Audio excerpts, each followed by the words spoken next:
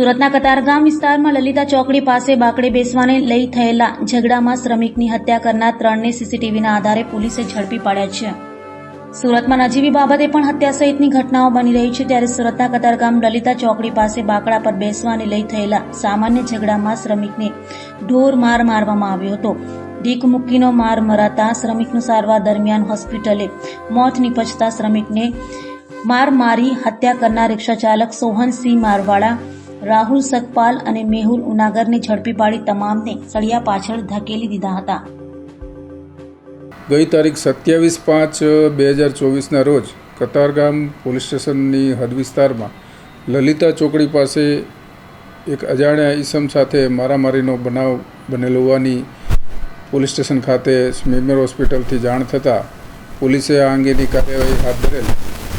આ મારામારીમાં ઈજા પામનાર અજાણ્યો ઈસમ કે જે સ્મીમેર હોસ્પિટલમાં સારવાર દરમિયાન મરણ ગયેલ તેની પોલીસે ગણતરીના કલાકોમાં ઓળખ પ્રસ્થાપિત કરી તે શ્યામલાલ ઉર્ફે સમર્થ નાનુરામ ઠાકુર નામની વ્યક્તિ હોવાની ઓળખ પ્રસ્થાપિત કરેલ અને સાથે સાથે આ ગુનાના કામે સંડોવાયેલા 3 આરોપીઓ સોહનસિંહ માંગીલાલ સિસોદિયા, રાહુલ સંજય સખપાલ અને મેહુલ પ્રવીણ ઉનાગર નાઓને તાત્કાલિક ગુનાના કામે ધરપકડ કરી આગળની કાર્યવાહી હાથ ધરેલ છે।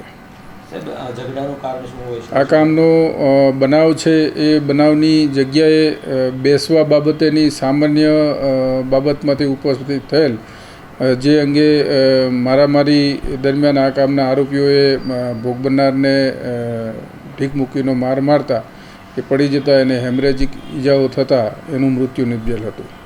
તેથી પોલીસે IPC કલમ 302 હેઠળ ગુનો રજીસ્ટર કરી આગળની કાર્યવાહી હાથ ધરેલ છે।